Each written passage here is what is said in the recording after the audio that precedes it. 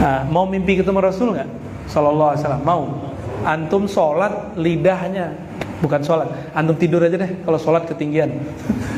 Tidur dalam hati hanya menyebut Muhammad, Allah, Muhammad, Allah.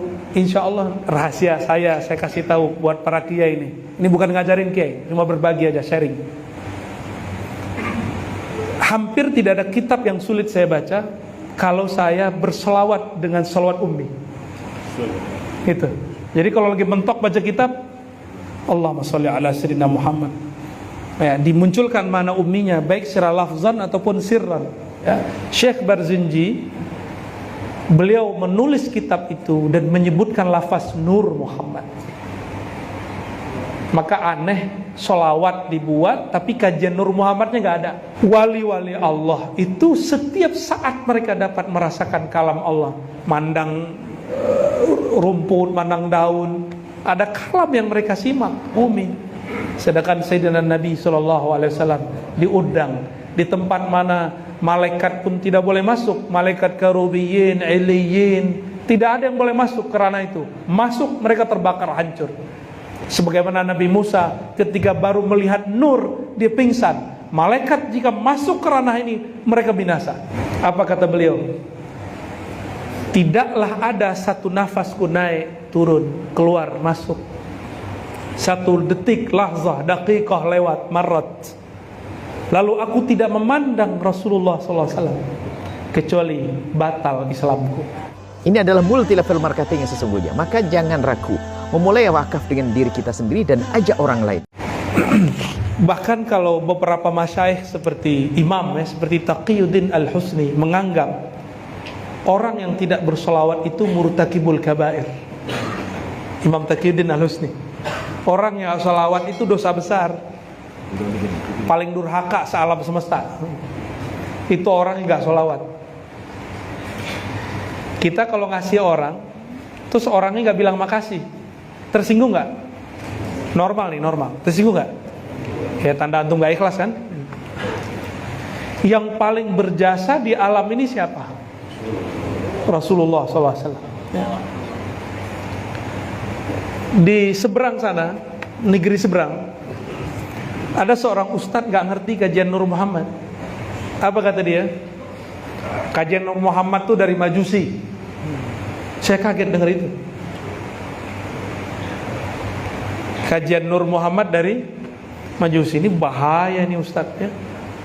Kejahilannya dia dakwahkan ya, kejahilannya didakwahkan. Apa dia gak ngaji kitab yang standar-standar? Kan kitab tafsir banyak yang standar. Kitab tafsir Ibnu Katsir bahas itu Nur Muhammad. Kitab Qadiyat jauh sebelum Ibnu Katsir bahas ya Nur Muhammad. Imam Qadiyat ini hafiz di zamannya. Jadi kalau kita nyebut Bukhari zamannya itu Imam Qadiyat. Itu nulis kitab Asy-Syifa ya. Bukan syifa pengobatan. Ya, syifa mengenai hukukul Mustafa, mengenai tentang Rasulullah SAW. Dan beliau menyebutkan ulama-ulama dari masa sahabat, masa tabi'in sampai masa dia yang membahas Nur Muhammad sallallahu alaihi, bukan dari Majusi. Bukan dari Majusi. Dan Nur Muhammad itu adalah makhluk Allah pertama, ini yang perlu kita tahu. Tapi mohon maaf para kiai, hadis mengenai awwalu ma khalaqallahu nura Muhammad hadis palsu. Itu bukan hadis. Itu sama dengan awwaluddin ma'rifatullah. Itu bukan hadis. Tidak semua kalam yang benar itu hadis. Nah, ini rumus. Tidak semua kata-kata yang benar itu hadis.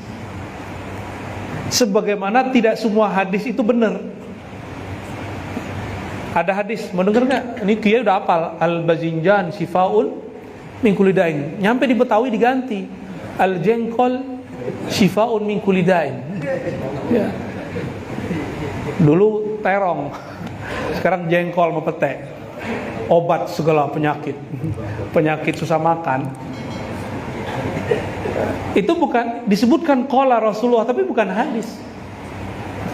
Ada kalam yang benar, tapi bukan hadis, itu banyak. Contoh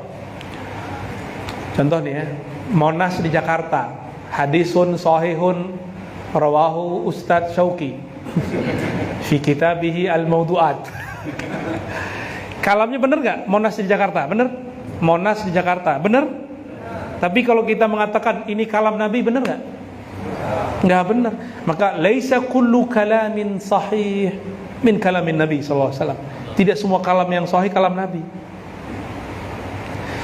Awaluddin ma'rifatullah, awal beragama mengenal Allah itu kalam ulama. Diambil dari surat Muhammad ayat 19, fa'alam annahu la ilaha illallah. Itu ayat diterjemahkan fa'lam itu awaluddin al-ilmu billah, yaitu ma'rifatullah. Awal beragama engkau kenal dulu siapa yang kau sembah, baru sujud yang benar. Kecil belajar sholat, masa sampai gede masih belajar sholat? Bukan sholatnya lagi yang dipelajari, tapi yang disembah. Kalau sholat dari dulu rukunnya 13, nggak usah nambah-nambah. Ada tambahan pakai. Jadi kiai-kiai mohon maaf, ada beberapa yang putus asa, mungkin udah nggak khusyuk kali ya. Udah lu nggak usah belajar ilmu hakikat, benerin aja syariat. Lah justru syariat itu benernya pakai hakikat. Hakikatnya sholat, aqimis sholata lidzikri. Apa hakikatnya sholat? Zikrullah. Maka siapa saja kiai, siapa aja yang belajar zikir, dia sedang belajar hakikat sholat. Jadi kalau ingin benerin sholat, benerin zikirnya ya. Bukan banyakin puasa, itu udah beda bab, beda rukun. Itu rukun keempat tuh ya. Ya. Ada orang mau sholat khusyuk, puasa banyak-banyak, nggak nyambung. Kalau mau khusyuk, zikirnya yang banyak. Hatta yakuna zikruhu fi kulli halih ya. Sehingga zikirnya setiap keadaan, mau qaiman, qiyaman, wa qu'udan, wa ala junubi. Dia tidur pun dalam tidurnya dia berzikir. Nah, mau mimpi ketemu Rasul nggak? Sallallahu alaihi wasallam. Mau? Antum sholat lidahnya, bukan sholat. Antum tidur aja deh. Kalau sholat ketinggian. Tidur dalam hati hanya menyebut Muhammad, Allah, Muhammad, Allah. Insya Allah di saat kita lupa ingin mimpi, Allah kasih mimpi ketemu Rasulullah SAW. Ya. Insya Allah. Ya. Kalau wali-wali Allah, mereka mau kapan aja ketemu, rohaninya bisa nyambung langsung, nggak perlu mimpi. Cuma kalau orang-orang kayak kita ini harus pura-pura majzub dulu, ya, ngerokok dulu. Gua lagi hal, macam-macam. Ya, kalau aulia Allah kan nggak perlu. Contohnya gini, di antara para kiai ini kan ada yang ahli akidah, ada yang ahli fikih, ada yang ahli macam-macam, ada yang ahli semuanya. Kitabnya beda, bahasa Arabnya sama, tapi ketika ada lafaz yang sama, mereka mengartikan beda. Kenapa? Karena di otaknya ada khazanah yang dapat diganti-ganti, ada kacamata yang berwarna-warna. Sehingga ketika beda kitab, lafaznya sama, katanya sama, maknanya berlainan. Para aulia itu begitu. Mereka antara alam jaga dan tidur itu sama. Mereka tidur itu sama kayak jaga. Jadi kalau kita mimpi dulu baru ketemu, bagi mereka norak ya.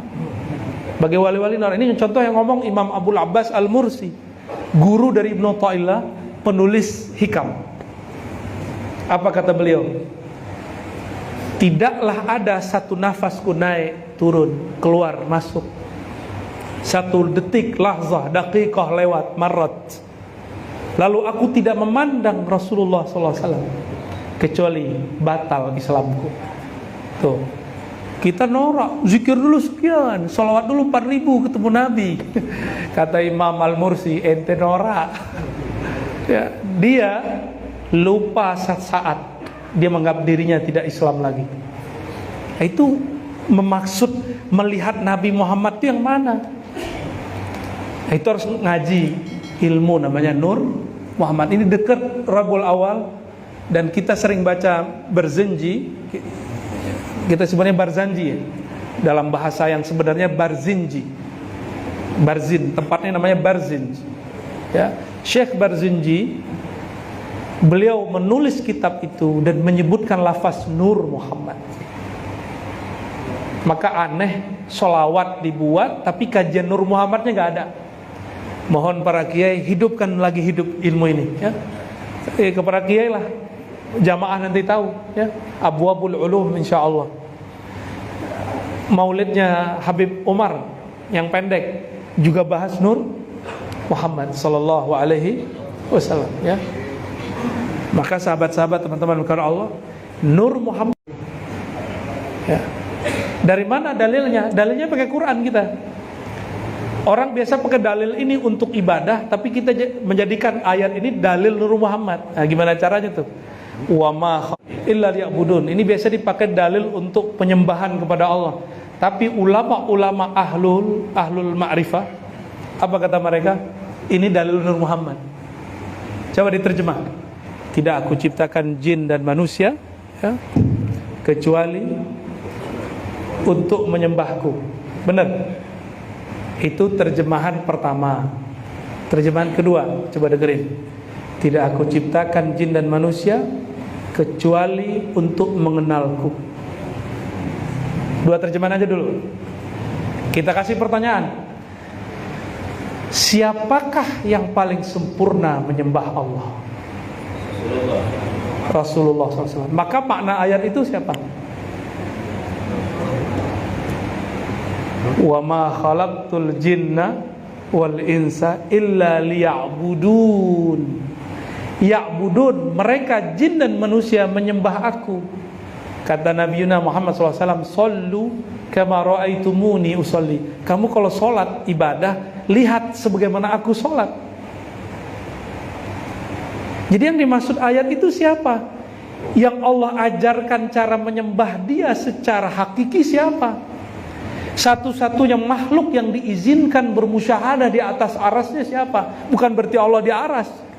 Musyahadah. Musyahadah itu bisa di mana aja. Dan musyahadah tertinggi di alam arsiyah. Ar-Rahman 'alal arsis. Oh, itu yang disebut al-ihsan. An ta'budallah ka'annaka tarah. Ihsan itu, ini bukan kajian tinggi, ini kajian biasa. Hadis sahih Muslim. Ihsan itu engkau menyembah Allah seakan memandangnya. Nah, yang paling tinggi memandangnya itu di hadrat yang paling tinggi. Kita ini masih di hadrat al-ardiyah, di muka bumi. Sedangkan Sayyidina Nabi SAW diundang di tempat mana malaikat pun tidak boleh masuk. Malaikat karubiyin, iliyin, tidak ada yang boleh masuk kerana itu. Masuk mereka terbakar hancur. Sebagaimana Nabi Musa ketika baru melihat nur dia pingsan. Malaikat jika masuk kerana ini mereka binasa. Tapi Nabi Muhammad SAW Allah izinkan. Itulah sebabnya tubuh beliau yang mulia itu pernah menyaksikan Allah SWT dengan ruhnya. Zuriat-zuriatnya kita takzimi sampai hari ini. Darahnya turun ke zuriat, ilmunya turun kepada ulama-ulama. Maka ulama ini zuriat nurnya Nabi, sedangkan habaib zuriat nasabnya Nabi Muhammad SAW. Jadi para kiai-kiai ini, guru-guru kita ini, kita takzim kepada mereka karena di kolbunya ada nur Nabi Muhammad SAW. Walaupun kiainya gak pernah ngomong, ya. Nah, ini kenapa kita perlu bersolawat kepada Nabi Muhammad SAW. Dan tidak ada satu amal diangkat kehadiran Allah kecuali di situ ada satu password mahar. Maharnya bersolawat kepada baginda Nabi Muhammad SAW. Dan saya sering sampaikan, ya, ikhwah fillah semua teman-teman, sholat kita nggak ada yang khusyuk. Benar ya Pak Kiai? Ini tanya aja deh Kiai. Kiai aja nggak khusyuk apalagi antum. Kiai aja kalau mau khutbah ingatnya tuh bahan khutbah. Nah, jujur aja Kiai ya, dulu setelah jam terbang tinggi nggak perlu lagi. Lagi sholat ingat apa yang mau dibahas. Malu kita kepada Allah. Namun Allah kasih rukhsah. Itulah sholawat. Jadi kalau nggak ada sholawat di ujung sholat, nggak ada nih sholat kita yang diangkat, nggak ada. Satu pun nggak ada yang diangkat. Karena Allah itu nggak mau diserikatkan. Allah itu maha pencemburu. Terbersit sedetik saja mengingat selain Allah dalam sholat, nggak diterima. Tapi tertutup oleh Allahumma sholli ala Sayyidina Muhammad wa ala ali Sayyidina Muhammad. Ini yang kemudian membuat kita terhibur. Maka saya sangat suka membaca tahmid, alhamdulillahilladzi ja'alana min ummati Sayyidina Muhammad sallallahu alaihi wasallam. Itu nikmat paling besar. Paling besar. Kembali ke ayat itu. Tidak aku ciptakan jin dan manusia kecuali untuk menyembahku. Siapakah yang benar-benar menyembahku? Yang pernah musyahadah bertemu denganku? Nabi Muhammad. Maka kalau diringkas itu ayat, tidak aku ciptakan kalian hai jin dan manusia kecuali karena Muhammad sallallahu alaihi. Karena kalian gak ada yang serius, gak ada yang becus bertuhan, beribadah kepadaku. Hanya Muhammad yang becus. Kira-kira begitu kalau diterjemahin. Maka muncullah kalam. Ini bukan hadis. Ini harus kita luruskan para kiai. Ya, tolong diluruskan kepada teman-teman kita yang berdakwah masalah ini. Muncullah kalam ilhami. Ilham ini bukan hadis. Bukan hadis qudsi. Hanya ilham. Laulaka ya Muhammad ma khalaqtul aflaq. Itu berdasarkan surat ini. Ya, surat Az-Zariyat ayat 56. Kalau bukan karena engkau hai Muhammad, aku tidak ciptakan aflak, alam semesta. Ini dikalamkan kepada siapa? Kepada wali-wali Allah yang derajatnya sudah sampai derajat ihsan. Kalau nggak nyampe derajat itu nggak bisa dengar kalam Allah. Saya mau nanya nih, Allah masih berkalam nggak? Rasulullah sudah wafat, pindah alam. Allah masih berkalam nggak? Gimana? Ayo. Masih. Yang bilang enggak kafir ente. Ya. Kalam Allah itu bila harfin wa sautin qadimin. Allah berkalam, tidak berhuruf, tidak bersuara, dan qadim. Karena qadim tidak pernah berhenti, tidak ada awalnya, tidak ada akhirnya, tidak berpangkal dan tidak berujung. Senantiasa Allah berkalam. Wali-wali Allah itu setiap saat mereka dapat merasakan kalam Allah. Mandang rumput, mandang daun, ada kalam yang mereka simak. Karena kalamnya tidak berhuruf, tidak bersuara, maka yang mendengar bukan telinga ini. Kalau ini perlu suara. Karena dia tidak berhuruf, maka tidak perlu pakai mata ini. Itulah makna ummi. Allahumma sholli ala Sayyidina Muhammad An-Nabiyil Ummi, abdika wa rasulika Nabiyil Ummi. Disebutlah Sayyidina Muhammad Al-Ummi. Tapi ummi ada makna lainnya. Apa arti induk. Itu ternyata salah satu nama Nabi. An-Nabil Ummi itu nama asror Nabi. Kan kalau di Dalail Khairat ada ratusan nama Nabi, benar ya? Ini para kiai kan ada yang pemegang sanad Dalail ya. Berapa pakai? 250, beneran. Salah hitung nih, Panser nih salah hitung dia. Ya benar 200-an gitu aja ya. Pakai san aja deh. Gak sampai 250 di situ. Tapi Imam Suyuti mengatakan nama Rasulullah itu banyak. Dan dia menyebutkan sampai 700. Belakangan ada ulama dari Pakistan buat kitab Dalail baru, sholawat 805. Ya, 201 kalau di Dalail. Ada ulama dari Pakistan baru ngeluarin kitab Dalail yang baru, dia menyebutkan nama Rasulullah 805. Baru itu Dalail bid'ah. Ya, biasa kita kan ahli bid'ah. Itu muncul terus. Ini nama gak akan berhenti, terus nama muncul. Akan muncul terus. Salah satu nama beliau adalah An-Nabiyul Ummi. Apa makna ummi? Kullu syai' yasduru minhu. Ummi itu segala sesuatu bersumber dari dia. Disebutlah ummi, ibu. Kita kan dari ibu, kita bersumber dari ibu kita. Nah, Nabi SAW adalah induk. Makanya ini kan doktor LCMA, yang belum ALM ya. Ini gelar-gelar ini semua mereka dapatkan dengan mengkaji Nabi yang nggak pernah kuliah di Al Azhar, nggak pernah kuliah di UIN.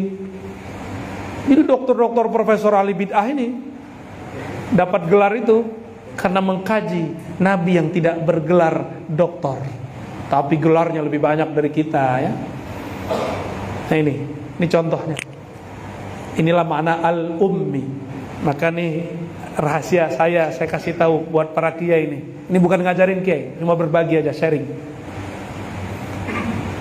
Hampir tidak ada kitab yang sulit saya baca kalau saya berselawat dengan selawat ummi. Gitu. Jadi kalau lagi mentok baca kitab, Allahumma sholli ala sayyidina Muhammad, ya, dimunculkan mana umminya, baik secara lafzan ataupun sirran. Ya, kalau afdolnya dibaca abdika wa rasulika nabiyil ummi. Lalu dimaknai Nabi induk segala sesuatu, induk semua pengetahuan. Sayyidina Ali sepintar itu nggak berani bilang dirinya sumber ilmu, cuma berani ngomong ana babul ilmi. Nabi yang ngasih gelarnya, maka beliau berani ngomong dirinya babul ilm. Itu Sayyidina Ali bahas bismillah seumur hidup nggak selesai katanya. Kalau di kitab kan disebutkan jika dia syarah bismillah 40 onta bawa kitabnya nggak akan selesai. Itu baru basmalah. Dicoba oleh Imam Ar-Razi, yang di depan ini belum imam ya, masih Ar-Razi aja. Dicoba oleh beliau nulis basmalah hampir 1 jilid setebal ini. Imam Ar-Razi udah kecapean, udah ganti ke alhamdulillahirabbil alamin. Sayyidina Ali bilang, ini kalau saya mau seumur hidup. Ternyata sosok-sosok itu ada pada wali-wali besar ya. Dulu ini yang pernah saya sebut tadi, Sidi Ahmad bin Idris Al-Idrisi. Beliau ini Syaziliyah awalnya, lalu kemudian secara rohani mengalami peningkatan dan buat tarekat sendiri namanya Idrisiyah Ahmadiyah. Bahas 1 ayat bertahun-tahun gak selesai 1 ayat. 1 ayat, bayangin coba. Tapi kitabnya kecil, kitabnya seperti ini. Murid-muridnya sudah tidak sanggup untuk menyalin apa yang dikalamkan oleh Sidi Ahmad. Itu baru imam. Gimana babul ilmnya Sayyidina Ali, bagaimana madinatul ilmnya baginda Nabi Muhammad sallallahu alaihi wasallam. Jadi banyak orang-orang suul adab berbicara tentang Nabi dan mengatakan Nabi itu ummi, nggak bisa tulis baca. Tapi dalam hatinya terpikirkan Nabi ini nggak berpengetahuan seperti kita, nggak ngerti. Ini salah faham. Nabi mengatakan, ya, tidaklah ada amal umatku illa uridat alayya. Ini hadis ada di Sahih Bukhari. Kecuali tidak adalah ada amal umatku sampai kiamat nanti kecuali semuanya telah ditunjukkan kepadaku. Kita duduk begini, antum main handphone, antum ingat dunia lagi sholat, Nabi sudah tahu. Nabi sudah dikasih unjuk dulu. Ya, Nabi sudah dikasih unjuk. Karena semua pengetahuan sudah ada di dalam diri Nabi Muhammad sallallahu alaihi wasallam ya. Maka kita sebagai umat Nabi Muhammad sallallahu alaihi wasallam mengambil spirit dari beliau, pewaris-pewarisnya. Mari kita hidupkan majelis-majelis seperti ini. Dan saya senang sekali ngelihat para kiai ngakak aja ya. Tapi jangan suuzon, antum nanti pakai hadis, dibacain hadis tar kiai ya, la tuqsirud dhahak fa inna ad-dhahka tumitul qalb. Jangan banyak-banyak ketawa, karena ketawa dapat membunuh hati, mematikan hati. Ini murid suul adab, belum punya sanad ketawa deh. Ya, belum punya sanad ketawa deh. Ya. Saya pernah nyampain kisah. Nah, ini penutupnya. Habib yang baru dibuat maulidnya barusan, Habib Abu Bakar Salim ya. Ini para zuriatnya kan datang ke Jakarta nih, Pulau Jawa muter. Ini Habib dulu ngaji kepada Al Habib Al Idrus ke India, dari Yaman ke India. Sampai di rumah, di depan rumah, nggak diterima. Disuruh ambil air bekas kobokan Habib. Coba antum kasih kobokan, ya. Panggil khodamnya, nih siramin ke orang yang nunggu depan. Khodamnya nggak tahu kalau itu juga Habib. Siram sama dia. Basah betul, kotor. Tahu sendiri orang India kalau makan, ya? Itu kebuli, bukan dari Arab, dari India. Orang-orang India dulu banyak merantau. Dari abad keberapa itu ngerantau ke Mekah, Madinah. Lalu mereka bawa beras India, bawa rempah-rempah, masak. Orang Arab suka, maka kita taunya sekarang orang Arab suka kebuli. Padahal itu iya dari India, kan berasnya beras India. Ini bukan cocok logi Pak ya. Ini ilmu sosiologi makan, antropologi. Coba bayangin, itu bumbu masuk kobokan, disiramin. Antum bisa bayangin? Disiram ke Habib Abu Bakar. Tapi beliau berdiri di depan, nggak beranjak, nggak duduk juga, berdiri. Udah sore mau maghrib, ditanya khodamnya, itu orang masih di depan nggak? Masih, Habib. Ya udah, panggil dia, suruh sini. Sembari manggil, murid-murid dikumpulin. Orang terbaik murid saya bakal datang, bakal masuk. Coba antum datang ke kiai, udah tawasulan, lah tuh nggak dibukain pintu. Apa kata kita? Kayaknya kiainya nggak kasap. Ya gitu ya. Apalagi kalau kiainya kirim air, wah kiainya suul adab, dia nggak ngamalin hadis ikramud duyuf, nggak beriman kepada Allah dan hari akhir. Man kana yu'minu billahi wal yawmil akhir falyukrim dhaifah. Rawahul Bukhari wa Muslim. Gaya benar baca hadis ini.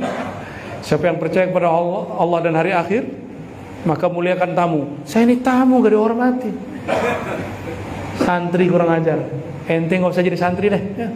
Ya, jangan begitu sama kiai. Kiai itu didik. Cara didiknya macam-macam. Hadis ini tidak berlaku dalam bab pendidikan. Hadis ini berlaku kalau ente jadi tamu dia. Tamu setara. Ya. Jadi kalau kita dikerjain kiai, nggak ada masalah. Saya ketemu kiai dari Tangerang, minum kobokan Gus Dur. Apa kata khodam-khodamnya? Gila ente. Dia minum aja kobokan Gus Dur, minum. Masya Allah. Apa kata Gus Dur? Iya, ntar dia jadi kiai orang gila. 15 tahun setelah itu dia buka pesantren orang gila.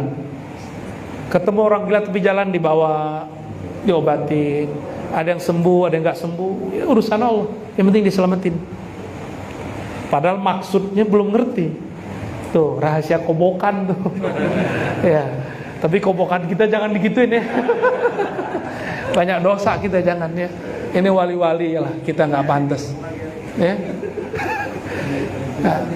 Nah, itu namanya tabarruk, dan itu bukan syirik. At-tabarruk min alamati quwwatil hub wa shiddatuh. Ciri-ciri orang yang cinta, karena ada hadis almar'u ma'aman ahabba, hadis Sahih Bukhari. Seseorang itu akan dikumpulkan bersama yang dia cintai, meskipun amalnya gak sampai. Wiridan antum kan gak mungkin seperti kiai-kiai ini. Tapi kalau kita mahabbah kepada mereka, Allah kumpulkan bersamanya. Nah, salah satu cinta kepada guru, ambil bekasnya, ya, ikuti amalnya. Jadi nggak hanya ittiba secara zahir, tapi juga mengenang dia. Maka istri-istri Nabi nyimpan rambut Nabi semua. Ya. Imam Ahmad abad ketiga Hijriah itu masih nyimpan rambut Nabi. Kalau sakit nggak datang ke dokter, ambil air, celupin ke gelas, selawat, dihadirkan wajah Rasulullah. Dulu tidak ada istilahnya, sekarang ada istilahnya, namanya robitoh. Ada kan istilahnya sekarang? Robitotun Nabi, mengkaitkan, menghubungkan kolbu kita dengan kolbu Nabi Muhammad SAW. Karena kaitan itu, yang dipegang rambut tapi yang terhubung kolbu, sembuh Imam Ahmad. Ini contoh, ya, contoh-contoh. Maka antum kalau sakit datang ke majelis sholawat, insya Allah Allah ringankan. Kalau nggak sembuh Allah ringankan, insya Insya Allah. Kalau ada rotiban, baca apa, tahu air depan. Kita tawasul dengan majelis itu, kita bawa airnya pulang. Insya Allah Allah berkahi ya. Selamat jadi orang musyrik. Barangkali itu yang dapat saya sampaikan ya. Semoga haul ini dilanjutkan terus ya, dalam rangka zikrullah, zikrul nabi, zikrul maut ya. Zuriat-zuriatnya, murid-muridnya, para pewakafnya diberkahi oleh Allah SWT. Dan kita yang hadir menjadi saksi bahwa almar'u ma'aman ahabbah, seseorang akan bersama yang dicintainya ya. Ala hazinni wa likulinatin salihah. Al-Fatihah. Al-Fatihah. Al-Fatihah. Al-Fatihah.